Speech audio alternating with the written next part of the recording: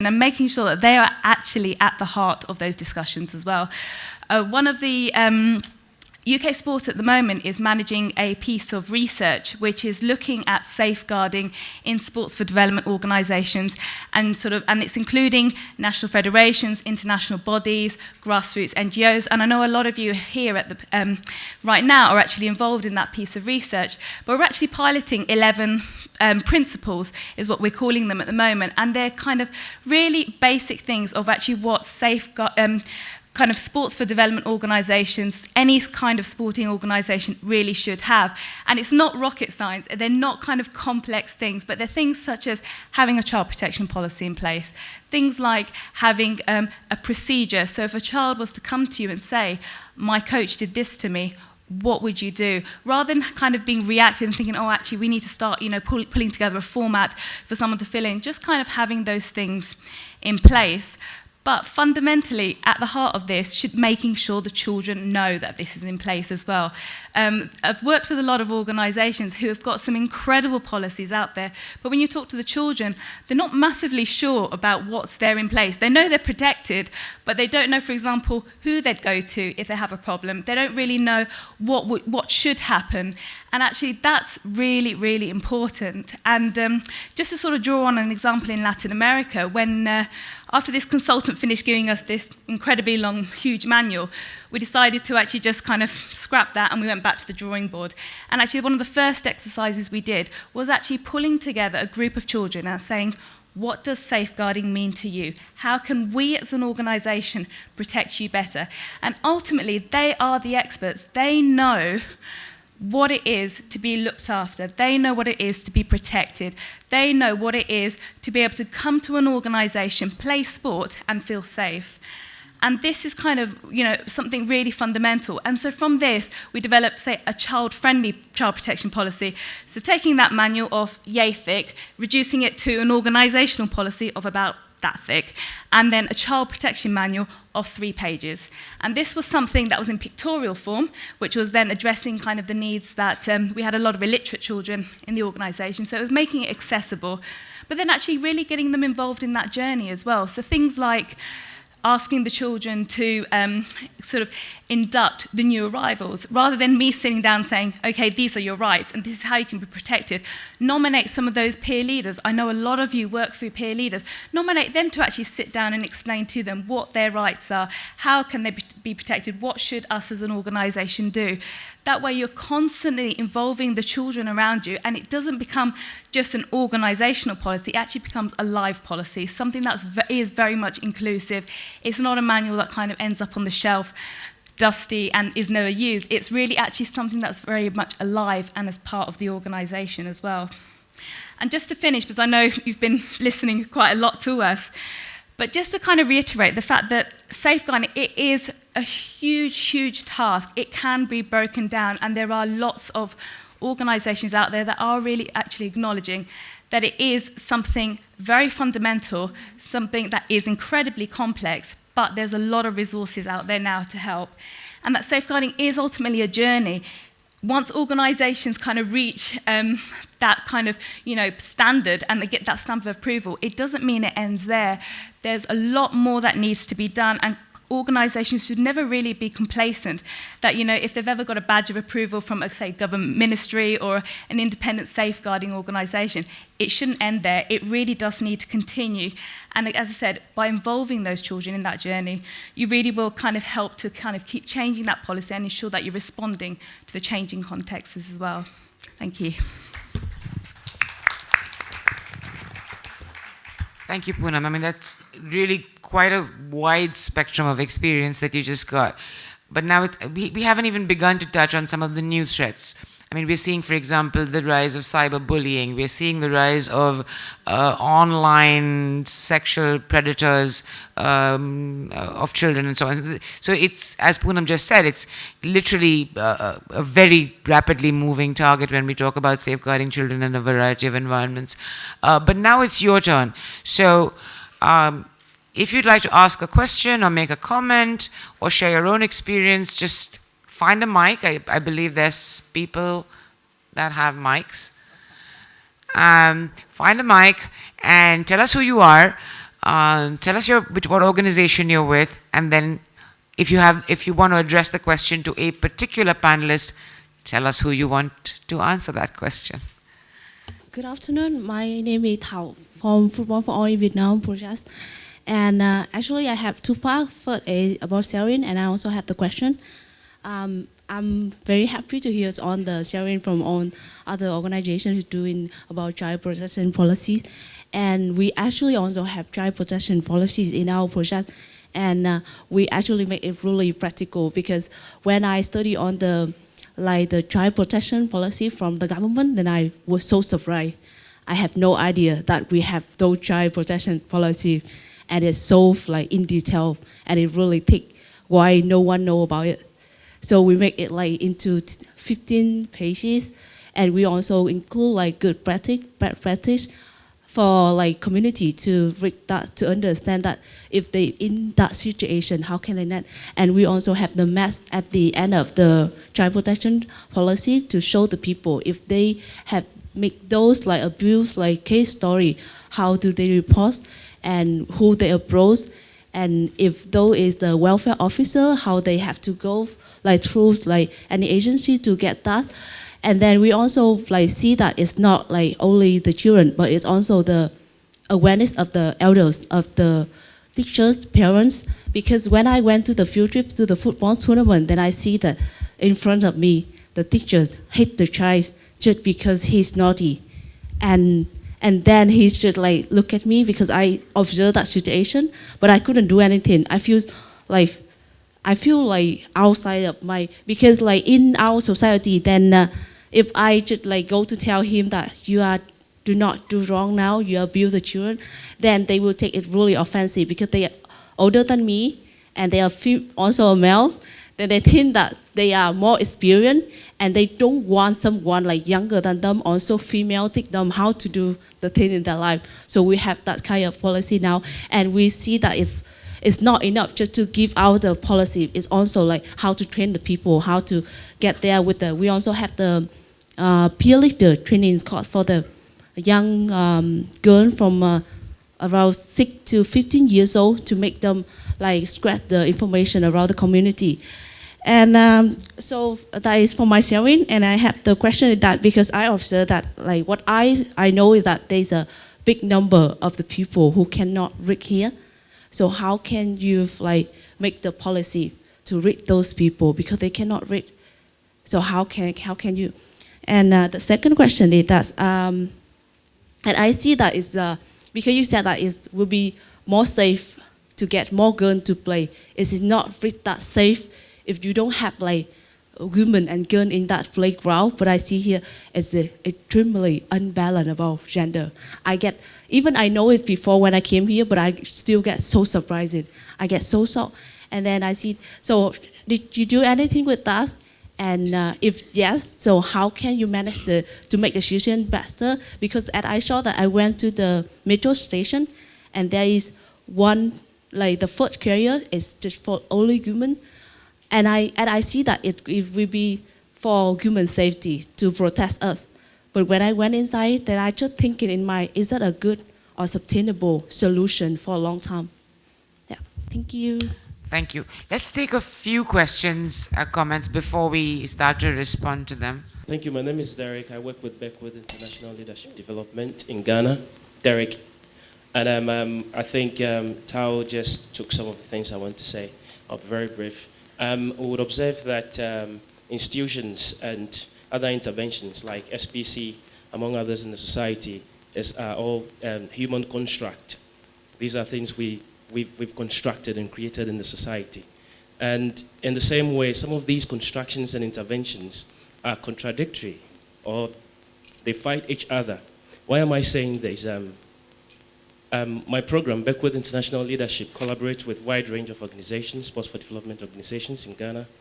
And I think Right to Play is one of the organizations we work with often. And there was an incident in northern Ghana, very rural community, where this young girl, excuse my language, was raped by the uncle once.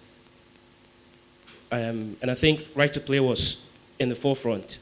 They noted it, after organizing some programs and games play for the community.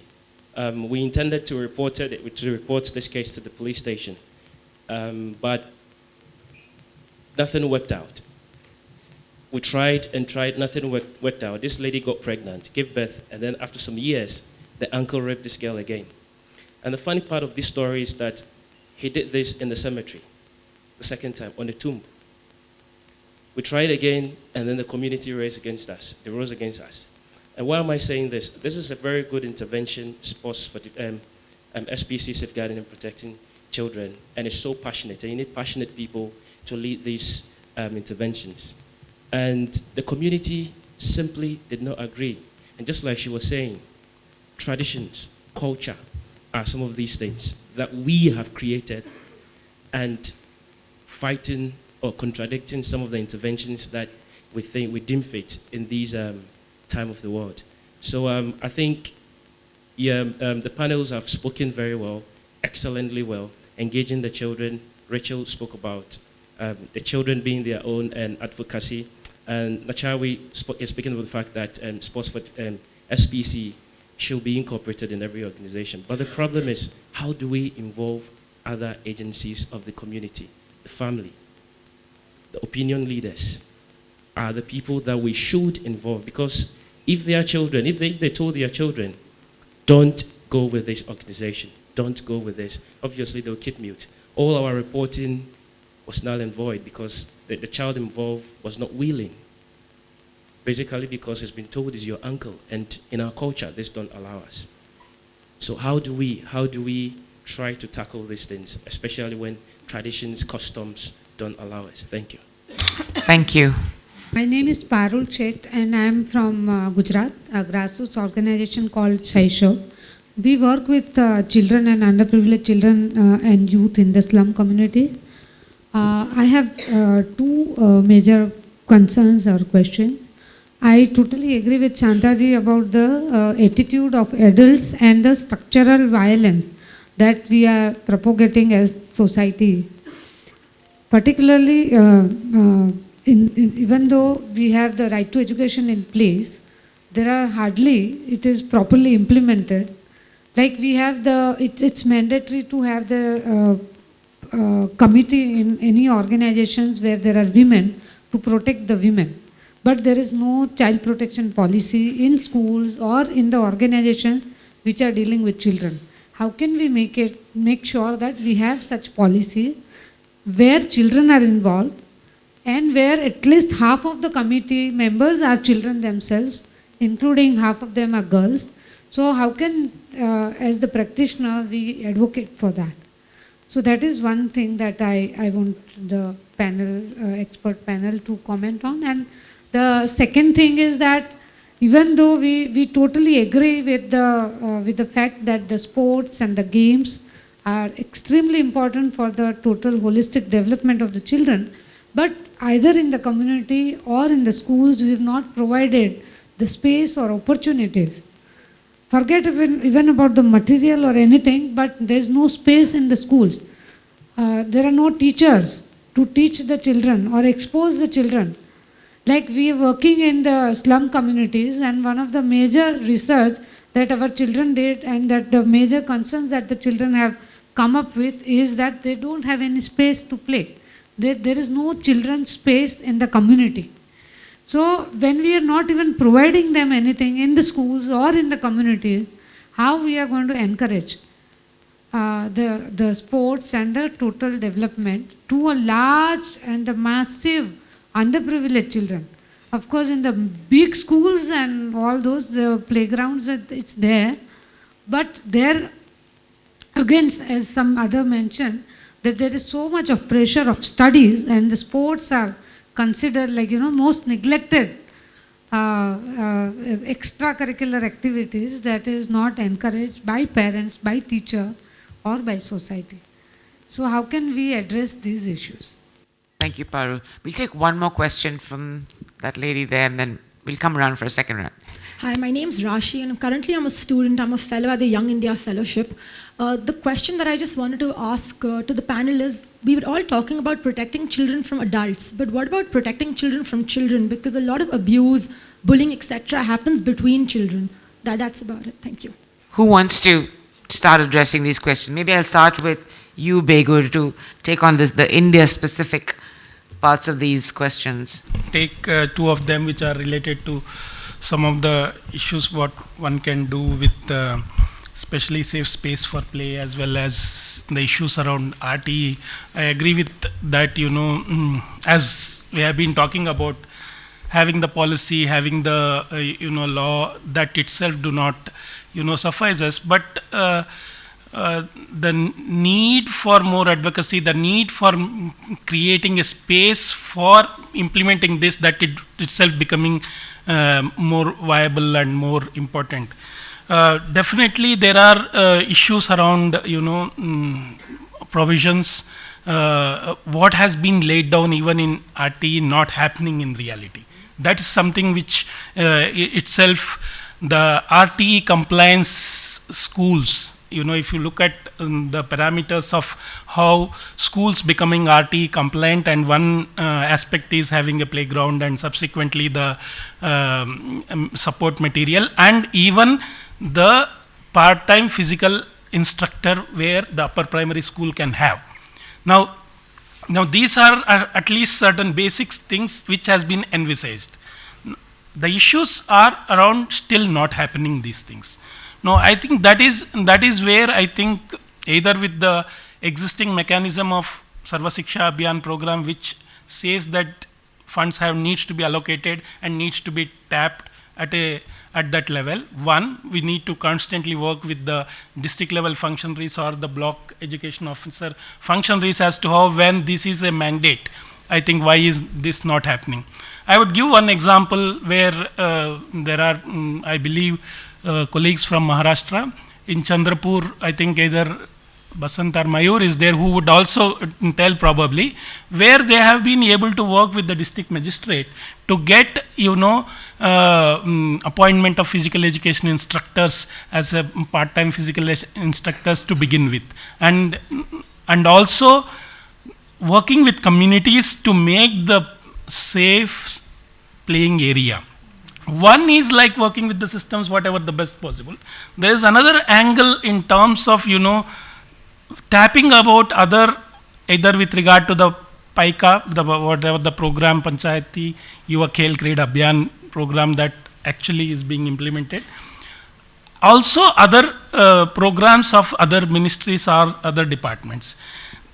The problem is that how can we engage in a more convergent manner and come out with innovative ways of doing. There is no one answer or solution to these type of things, but definitely one knowing all these things, the possibilities, and then like some of the states wherein these things are happening, the exchange of these ideas and innovations for the forums of this kind where this will be presented also will become a good example to see and go with the talking to the people concerned and possible ways of getting this. That could be one way of looking at that. The second aspect, especially, what is the best way actually, when things are there in terms of policy, even a law in the policy, why does this not happen? Thank you. Rachel, I'm wondering whether you want to tackle the question of, the traditional practices, societal barriers, power structures that we've heard from Ghana, from Vietnam, and of course everyone in India grapples with those every day. Do you have any advice on how to? It's very relevant to where we work. We work in Kilifi, which is a very rural part of Kenya.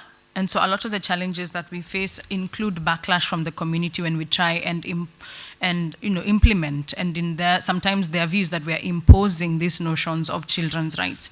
And it's especially the example that Derek gave and also what Tao gave is that our notions of what child protection includes may not necessarily always rhyme with what the community expects. And we have to, one, be prepared and understand that we are coming to change a system, and therefore that will happen. So do not be surprised and do not be shocked. Be prepared. And two is to say that there are definitely strategies that you can use. And one of the ones that we use is to have parents and community meetings, where these issues that we discuss, these issues that we consider to be extremely important and that are not just in our policy but are ingrained in our everyday programming, we have monthly meetings. We call them tumanyanes, which in local language means let's meet, let's get to know each other. And what they are is basically we put out in whichever community we are working in, we put out a call and we say, Sunday afternoon, everyone gather at this space. We're here to talk about our girls and the issues that they're facing. And so you say to the community, like, what are the challenges you're facing? And then immediately, the conversation, it's like every place we go, it's like there's a prepared script because all the challenges are the same. It's, early pregnancy, children being victimized, and all those, and challenges with education, safety and security, all those issues come up. And then we say, what do we think we can do as a community to safeguard our children? And you will find that there are those who will say we should use the law. There are those who will say we should use traditional norms and practices. But then having that that public discussion about those issues usually will be a reinforcement for you when that one girl has faced that challenge. And so partly it's to say that, yes, those traditional set mindsets exist, but it's our role to challenge them. For as long as they result in, our girls, our children suffering abuse, it's our role to challenge them. But two, also to have an approach that's community-centered, and therefore when you need backup, when that one girl, that one situation arises, the rest of the community there will be those who will still speak that way. But then you can be able to raise it at the next meeting and say, this is happening, what can we do, what can we be more responsive? But also to recognize that in each and every of these countries that we work, there are cultural norms and then there are legal norms. Sometimes you're caught, that is a situation where you're caught between the two. And it's upon you to have, and sometimes the backbone, and in many ways to fight against the system, like the follow-up that you've described doing, which is what it takes to be able to sort of push the system towards the principles that you believe in, and in some ways to use the law itself to protect their rights. I'm Abdul Qudus Amini, working as a security son in Afghanistan. So we are working with the kids under 18 years old. We have lots of child policy policy. We have lots of child protection policies. For example, we are taking care, like giving transportation to girls, to bringing them in our facility, because we want to protect girls coming to our facility on the way. Boys shouldn't tell them anything, or they shouldn't do like some kind of talking. For example, our environment is very safe, very nice environment. During Girls' Day, only girls are allowed. During Boys' Day, only boys are allowed. So we have made lots of process according to lots of strategies. But the problem is, but when the kids are going back, mostly we are working with the kids who are working on the street because of the war or because of the uneducated families, which they have to earn money to support their family. And in some cases, we are just getting stuck, like how we should make decision now. For example, have you ever, maybe you guys have heard the name of Human Rights Office. For example, in my country, when a girl and a boy is in love, they're going to court, but the court is not listening to them because the community is saying, no, they shouldn't get love married. But they're going to Human Rights Office. Then Human Rights is making possible this thing, then boy and girl is getting married. Or for example, a husband and wife has a problem. Their family, their relatives will not let them to go to court because it's not good for the community. But they have, for example, the wife is facing lots of problem in her husband's family. Then she's by like lots of, should I go to Human Rights Office or I shouldn't go to the Human Rights Office. But at the end she's going to Human Rights Office. Then they're getting sorry for my English. Then they're getting divorced and they're getting separate from each other. Still, there's a community, there's a government. Is there any third party available for the child right protection who can protect the kids? For example, if we are protecting our students inside our facility, I can guarantee you nothing can happen inside if the children is inside our facility. For example, if the children is getting out of the facility, we cannot control that issue. Or is there any third party who can, if the government is not listening, to those children? Is there any third party available for making any kind of decision? Thank you. My question is, now when we are in the next step conference, so we are talking about the past and a little bit of the present, but I would like to have a question about the future ideas. In many developing countries, sport as a subject is in the primary schools, sometimes also in secondary schools, but it's very often related to personal skills or social skills, like sports and social skills.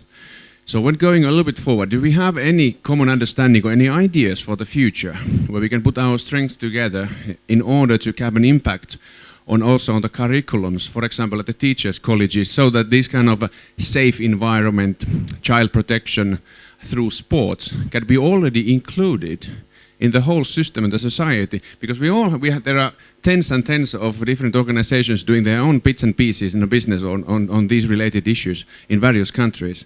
But if we would have a common understanding and get all the regional officers from the education sector in the one table in different countries, so could we find out, for example, that this kind of child protection policy through sports could be part of the curriculum in the teachers' colleges, then it naturally would go into the primary and secondary schools, and within about 10, 15, 20 years' time, there would be a significantly different attitude towards the child protection through sports. Thank you. What I'm going to do is I'm literally going to go right to left now, and I mean, if you can sort of sum up, make your final remarks, but also use the opportunity to address any of the questions that you've heard. So I'm not qualified to answer either of the last questions, but what I would say is a couple of things I heard in the discussion that I think are important. And Sarah, I don't know who else is going to be on Thursday. I think I think to have a good working session, please come Thursday, because the discussion we're having here is probably most appropriate in smaller groups and context specific. And I love the future question. But things that have come up for me in this discussion are, I think we don't invest enough in training of the first line duty bearers in sport for development. And so there's a lot of question here about what our scope is inside the program, which we all clearly understand, but there's a lot of gray area. And I know from girls and our experience working in India and other places, when girls come to the coaches and tell them something is happening, not in the program, but at home or in a place that's very vulnerable, and the coaches come from the communities, we are ill-equipped and are ill-equipping, and it's unfair to our coaches, not for them to solve it, but to understand and have very clear process about what do I do with this information, how do I respond, and who do I pass this along to. So more investment in training of first line folks. We need to create ecosystems, and I really heard that, and I would say, intrasectoral and cross-sectoral partnerships. We need to get our own sector more and more aligned. Then we need to reach out to women's rights organizations if there are sexual health or reproductive services, places that work with children who've been abused. There's Child Helpline, and I think really doing a really good job of mapping the ecosystem around your program and who you should be talking to on a regular basis. And the third thing, to the gentleman from Ghana, I think that's a conversation with Magic Bus. I think sometimes when you really are facing either harmful traditional practices or, I agree with Rachel, it's time to challenge that. But, I go back to my first point. If that program is a boys and girls program, pull the program out, because you'll have the boys then saying themselves, actually, no, this is not good. But if you stay and we allow abuse of one child in one program, and the community, doesn't make a stand for a child, whether it's a marginalized child, an illiterate child, a girl child, a child with disabilities, and we don't take that stand, then I think it's a slippery road. And I know our experience has been the moment that organizations say, either in the case of Magic Bus, we won't come into the community until you bring a boy and a girl or a young male and female coach, and if the community doesn't live up to these standards, we pull the program. You'll make allies out of all of the boys, I guarantee it. Shanta, do you want to address the question specifically about the human rights organizations and what the options are when the law and culture conflict? Actually, it's very difficult to give a recipe, but I think what you're doing is excellent. There has to be, in every situation, not just in Afghanistan, but anywhere, there has to be a facilitating agency or an NGO that will link the community with the system. And it's not easy. But I would like to also comment on 2-3 issues, but very quickly, One issue that I would like to say, which comes out very clearly, is that working for children is a political question. It's not. It's both ethical and moral and political, and it's a power battle. And I think that is why I talked about equality. Fighting for equality is a power battle, and that we will have to be very clear about.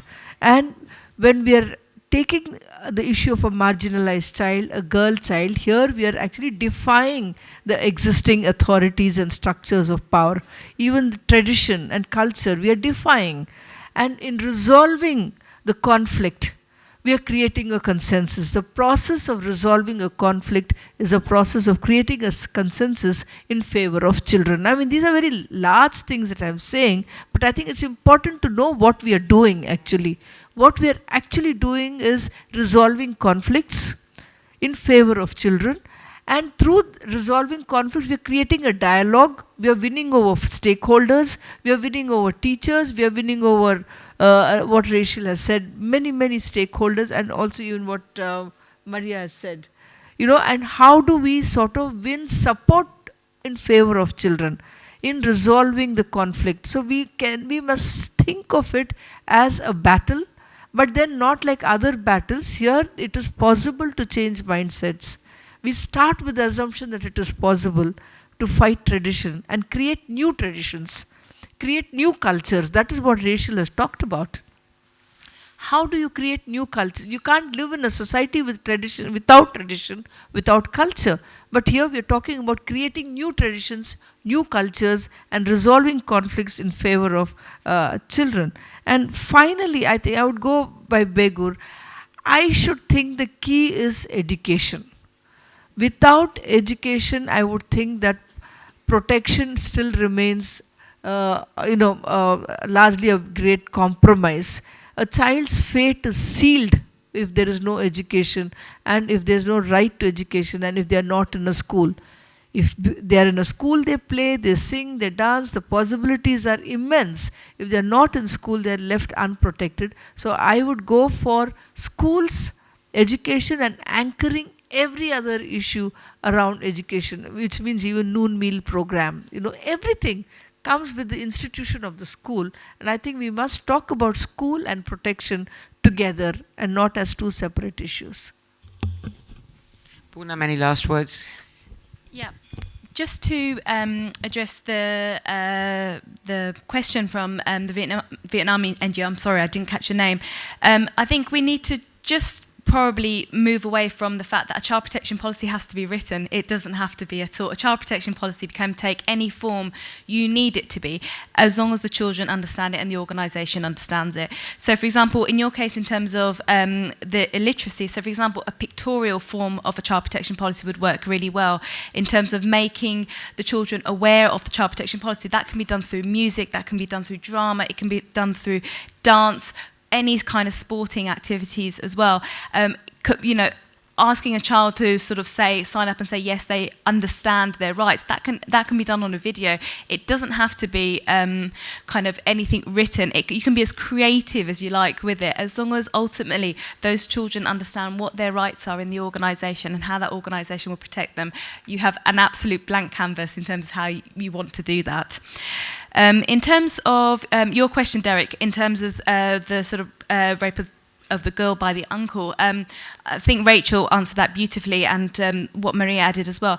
Just to give you an example of our work in Zambia as well, we've one of the projects that we work with, before we do any kind of work, it's securing buy-in from the community and actually ultimately from the community elders. And again, some of the projects are kind of going up, tackling quite sensitive issues, things like gender-based violence, things like sexual abuse, for example. And there's such delicate topics, and as you say, communities, and it can almost, without that conversation with the community, it can create that immediate barrier for that organisation to kind of break through without their engagement as well. So I'm sure that's something that you're already doing as well, but kind of the moment you have that buy-in from a community elder, it actually really does help to then just start slowly having those discussions, and then you do start sort of seeing those changes. And then just lastly, Parul, you mentioned about how to go ahead with implementing, having those policy discussions in the first place. I think the best thing to do with the committee would probably be go onto the website, pull off a copy of the United Nations Declaration on the Rights of the Child. They have a child-friendly version, which is 2 pages. Start having those discussions, find out how much they really know in terms of what their rights are generally. And then there are some very basic tools in terms of how to step by step kind of start looking at what as an organisation, what you need. I'm more than happy to have a discussion with you afterwards on how to go about with that as well. Do you want to add any last words, Nachawi? Thank you. I actually have a lot of words. I feel like, you know, the topic that we're talking about here is You're talking to a room full of very hungry people. Sorry. Very Okay. hungry people. Sorry. This topic is very close to my heart. You know, I have children myself, and it's very important. I see both sides, why it is important. So to respond to 3 points here, back to Ghana, the case that you presented and shared to us, I happen to be part of the child protection group for Right to Play as well. In Right to Play, we actually have the child protection focal person in each country, and we share our experiences and our challenges. And, you know, common practice, harmful practices, social norm, cultural norm, it's very common across the globe. But it's in a different way. And what we believe, of course, is going against it. But we have to do it. It's our duty of care to ensure that what we commit to do, we are doing it. I know that we cannot save the world, but we put effort and make a lot of dedication to it. I know that the solution and the end point there is not as what we hope, but we are doing it. And one thing I want to add to that as well, that we are not alone. We have other support from other organizations. As Right to Pay, we're not an expert in child protection or safeguarding, but we reach out to others. We work with the community, local community-based organizations that work with that community. We work with the government who create this policy to support the work in the field. So you're like a bridge. That bridge goes up there, down here, and make it work. It's not easy, I can tell you, but its work has to be done. And another point, I want to end with a very good note with the gentleman from Finland. Actually, in Thailand, in the past 7 years, we've been trying really hard to advocate for sport for development. Sport is not a magic word in Thailand, you know, unfortunately. So we use a different term. We use play, we use activity-based. And last year, we just signed a 5-year memorandum of understanding to integrate activity-based, play-based activity into the curriculum. And it's a good news and a bad news in a way, because we are the only organization that's supporting the Ministry of Education to do this work. There's 25,000 schools in Thailand.